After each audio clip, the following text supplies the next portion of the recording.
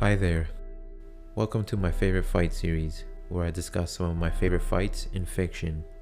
Since this is my first episode in the series, I thought it would only be fitting to have it feature the first anime series I ever watched, Dragon Ball.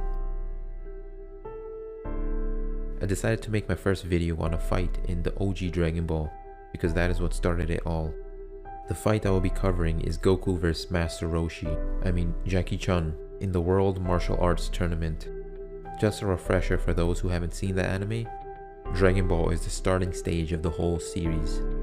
One of the main reasons I enjoy Dragon Ball is because it does not always rely on sheer power, as the later shows do, but rather its fights have an emphasis on technique, deception, strategy, and so on. Dragon Ball features Goku's early journey, his rise from a dumb, secluded kid to a, well, still dumb man who is the strongest fighter on the planet. Goku is trained by the Turtle Hermit, Master Roshi, and he is his best pupil, beating grown men with ease. Roshi ends up joining the tournament in disguise under the alias of Jackie Chun, for reasons we will soon find out, and he ends up facing Goku in the finals of the World Martial Arts Tournament. This matchup is Master vs Pupil, and the winner takes the prize as the world's best fighter. The match starts off with Goku jumping high up in the sky, and is followed by Jackie Chun kicking Goku in the ass, launching him as far as the eyes can see.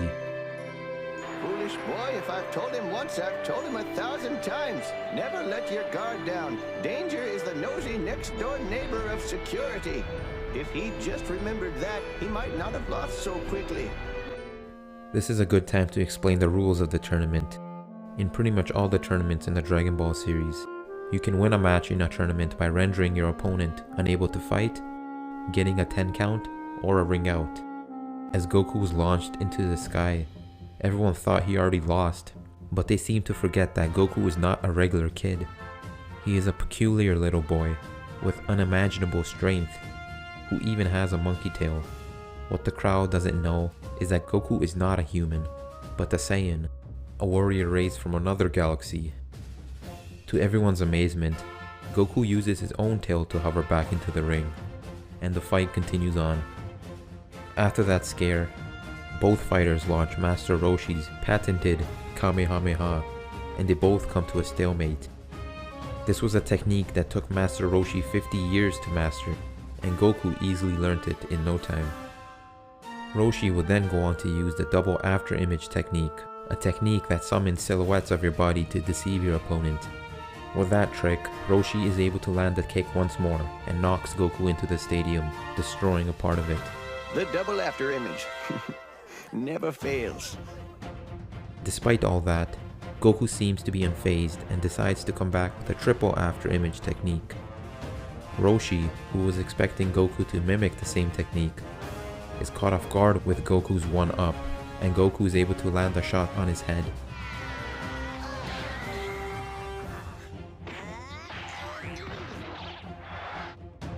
After some close calls, Roshi almost revealed his true identity, but he was able to cover it up at all times.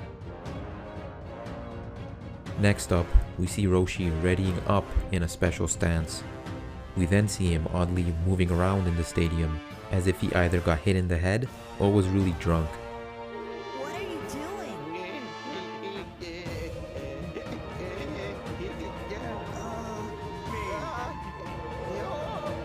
Are you alright?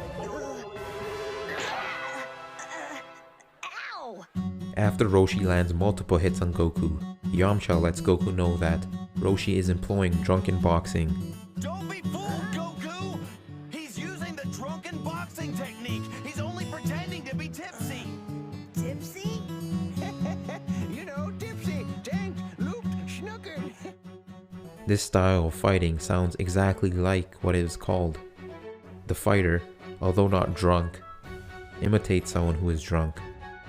This drunken style thrives in unpredictability, deception, and also it's just super fun to watch. It is hard to anticipate what fighters in this style would do because of that erratic movement, which also gives the user the element of surprise in their attacks. On top of that, this style aggravates the opponent, and gets the opponent emotional, which causes even more errors. With all that said, I would not recommend anyone try this, as it takes an expert to even attempt this without getting hurt. We have seen a few users of this drunken style, Master Roshi, Rock Lee. One real-life example of someone who fights like this is the boxer Emmanuel Augustus. Check him out for a real-life demonstration of this highly difficult style.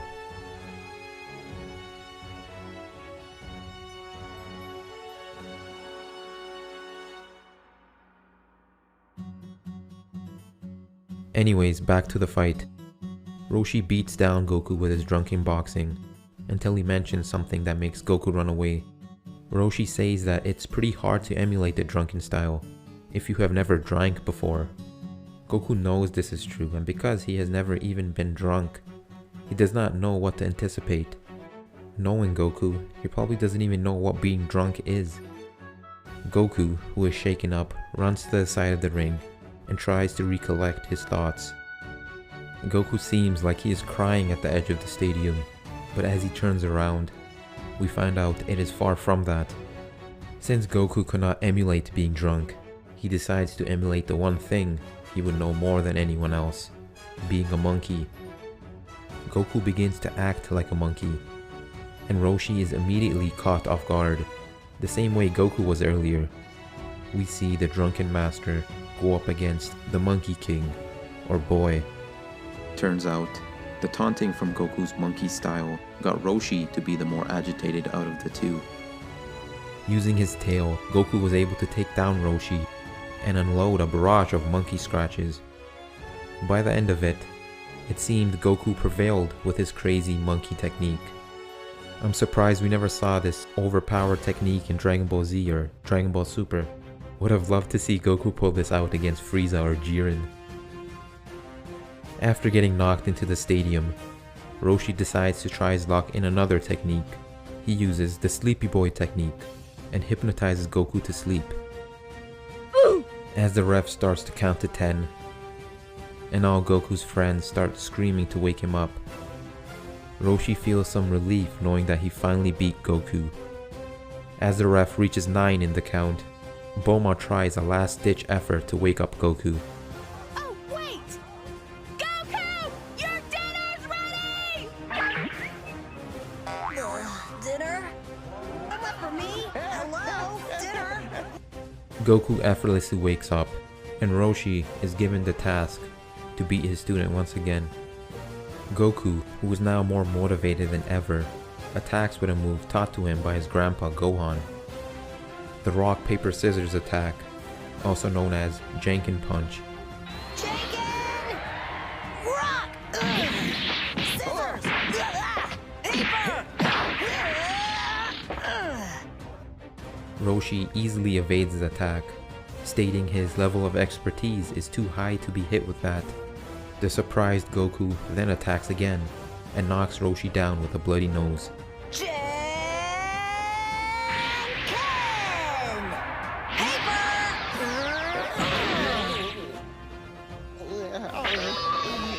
Despite the experience difference, Goku knocked down Roshi by breaking patterns. In Goku's Janken Punch, he set a cue for each attack, either rock, paper, or scissors, and then deceptively breaks it to disrupt his opponent's defenses. He goes in saying paper, but then deceives Roshi's senses by attacking with rock. In a fight, you outsource a lot of your abilities to your subconscious senses, so you can react without thinking it over. And Goku took advantage of that by using the wrong word to draw out his opponent. After getting back up once again, Roshi contemplates the use of his next technique. Despite the danger of its power, Roshi decides to use an old technique he only used once before. The last opponent he used it on was in fact Goku's grandfather / caretaker Gohan. With a dead straight face, Roshi proclaims to Goku that he has now lost the fight. Now, let's have some fun before I go eat dinner.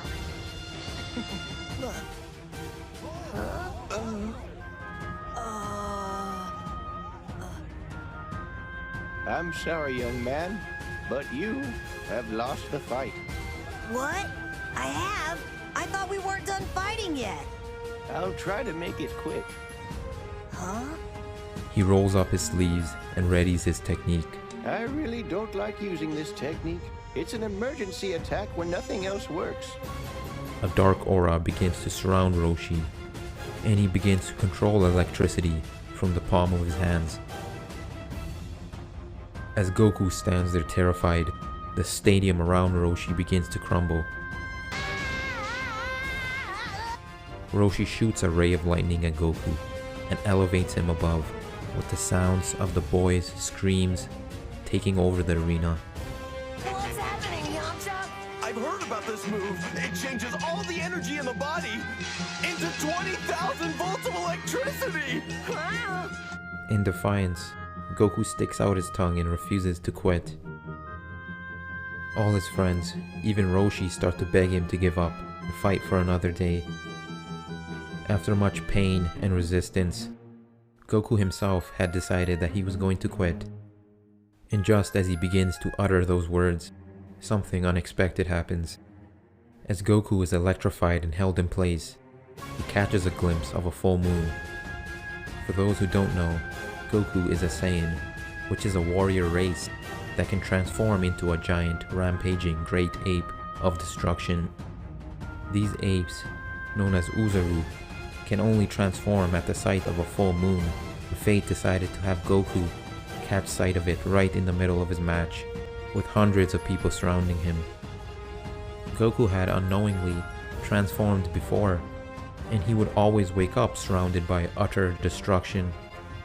He had no control of his transformation and destroyed everyone and everything around him. Goku was raised by an old man named Gohan, who mysteriously left him, but it was eventually understood that it was Goku who in fact unknowingly killed him during this very transformation.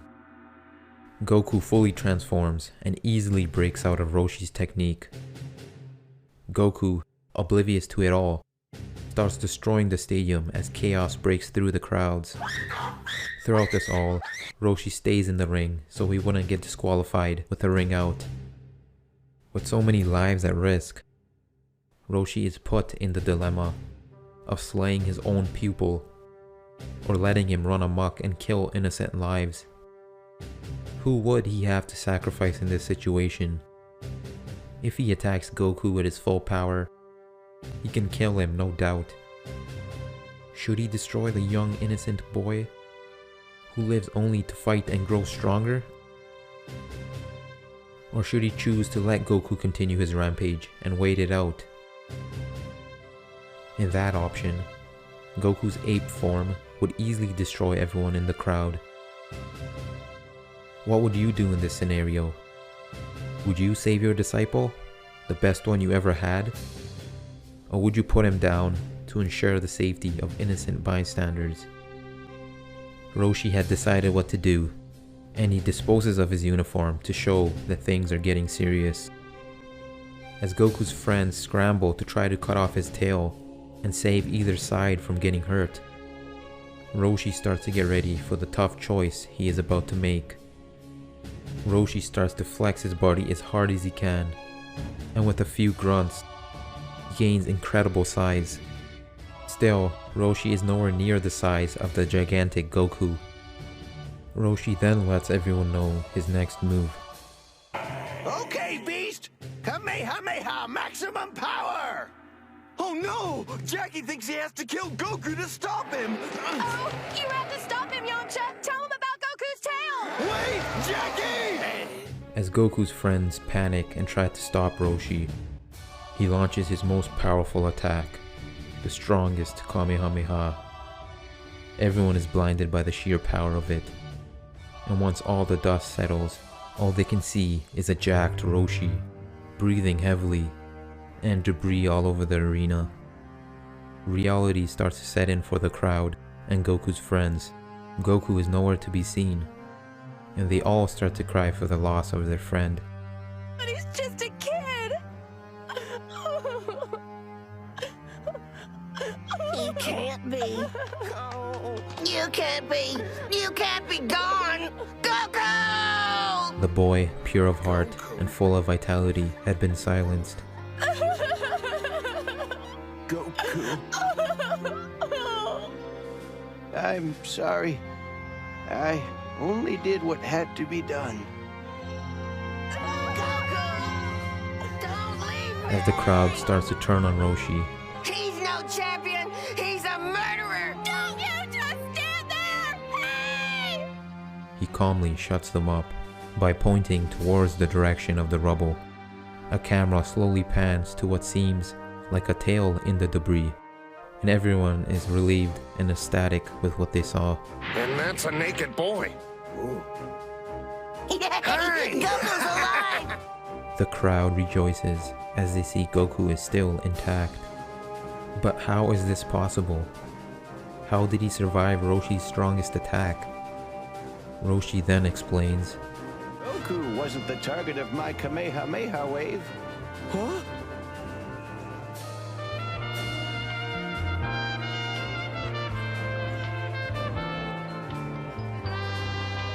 That was. There's nothing there! The sky! It's been de-mooned! It's gone! Roshi was in a scenario where he had to choose between two lesser evils. A dilemma where he had to avoid two outcomes no matter what, and he used his creativity to think of an even lesser evil.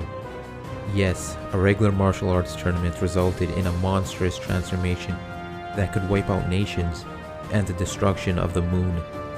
This is quite normal for Dragon Ball standards. Thankfully, through all those crazy events, no one was harmed. Well, except for moon watchers, werewolves, and everyone else that the announcer mentioned who hate Roshi till this day. I'm pretty sure the moon gets restored though, so smart move, Roshi. After regaining consciousness, the chubby boy gets some clothes from his bald friend, and the fight continues on. Roshi is exhausted after destroying the moon, but Goku seems to be the fresher one among the two. Roshi tries to use his Kamehameha, but he had no gas left. Goku sees that and fires one of his own, forcing Roshi to jump high up to evade it.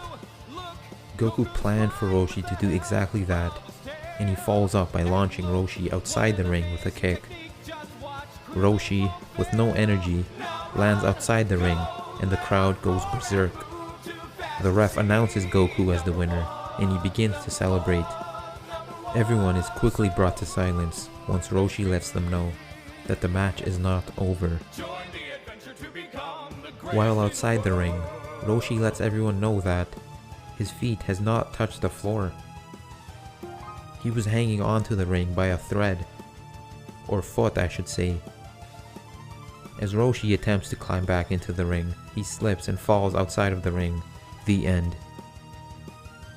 As Roshi enters back into the ring, he lets his people know that he's not the only one drained, but rather they both are. They can no longer rely on their special powers in this fight. With fatigue already setting in, they will now have to settle things, hand to hand, using only their martial arts skills. The winner will not grab victory by raw power or other worldly abilities. Instead, they will have to earn it through guts, grit, determination, technique, and raw martial arts skill. The fight continues on, as it has for hours now, and both fighters show no signs of defeat. Both Roshi and Goku display all their hand-to-hand fighting skills, despite already depleting most of their energy. With both of their faces bruised and bloodied up, Roshi decides on a final showcase of their abilities. And so, they decide to go one last time. Winner takes all. With all the strength that they can muster, both fighters charge in. They both jump in the air and land the exact same kick on each other. Master Roshi and Goku knock each other out. As the referee starts counting to 10, neither fighter is able to make it back to their feet. Neither fighter is responsive. Regularly, this fight would have been a draw, but not the finals. A champion must be decided. It was then decided that the first person to stand up and proclaim themselves as champion would be granted the winner. Goku is the first to stand up, and just as he is about to finish saying he is the best in the world, he falls unconscious and drops back down. Roshi then stands up, and with what seems like all the energy in the world, he announces himself as the winner and takes the victory. Turns out the last rush between them was planned masterfully by Roshi. Taking the size advantage into account, he launched an attack that would only work if both fighters were similar size. Goku's legs would barely reach Roshi since he was shorter, and that is why Roshi was able to deal more damage. Master Roshi had won the battle even before both fighters connected with their flying kicks. Through strategy, Roshi had outwitted and defeated the young Goku. This fight is one of my favorites for the whole Dragon Ball series because of its use of strategy, deception, and technique. I remember first watching this fight, I thought to myself that this was a 5-star fight in anime. The Dragon Ball series would become the godfather for crazy fights like this, paving the path for many new animes. My favorite part of the whole fight had to be when Roshi destroyed the moon. When given an ultimatum, choose who will die, Roshi decided to explore other options, and with his sheer power, he destroyed the friggin' moon. That was honestly the last thing I expected, and I was in awe when I first watched it. Roshi's reasoning for joining the competition was also one of the reasons that made this fight my favorite. Roshi went through all this trouble not because his ego was out of control and he wanted to be the best, but because he wanted to make his students better. He admits that he had to resort to such techniques because it was for Goku's own good, and it truly was. Roshi's whole reason behind his tournament appearance was to show his pupils that there will always be someone better than you. If Roshi hadn't joined the tournament, Goku would have easily won and become champion. To have a kid become a champion at such a young age would destroy his ambition and give him no reason to better himself. If you are already the best as a child, what is the point of training harder? What is the use of improving on your skills if you are already the best? A mature person would have understood why it is important to keep on fighting. But not the young and foolish. If Goku won the fight, he could have been a radically different person in the future. You are really strong, Mr. Jackie. Yes, well, you were a worthy opponent. I'm going to train every day until I get as strong as you. And when I do, will you fight me again? Yes, of course. You cross your heart? You see, Goku and Krillin are just boys. All they're really interested in is having fun. To them, martial arts is an amazing game. They live to get better at it in the hopes that one day they'll be able to hang with the best. They have no idea that they're already at the pinnacle of the sport. I'm afraid that if they knew, they would lose interest. Because if you're on the top, then there's nothing left to shoot for. But if they think that there are guys out there that are stronger than they are, like Jackie Chun, for instance, then they'll continue to give it everything they have, training like the wild animals they really are, totally carefree and uninhibited, without a trace of ego. So, Nam, I don't want Goku and Krillin to know how great they really are. That's why I came to beat the pants off of them. I wanted an autograph from Jackie Chun, and you wouldn't believe how long the line was. So did you see us in the tournament finals, Master Roshi? Well, of course. And you boys both did very well for your first attempt. Goku got robbed at the end. He would have won if he hadn't been so hungry. I don't know about that, Krillin. Jackie was pretty strong. I still don't think I could have beat him. That's for sure. You've got lots to learn before you're up to his level, and plenty of others are just as strong. There's a whole dimension of fighting techniques that you don't know yet. All training so far has been child's play. The real stuff is yet to come. Right! I should start recording my speeches and sell them. That was a close one, Goku. And I must admit, my victory was only due to our sizes. My legs are longer, so I could hit much deeper on that last flying kick.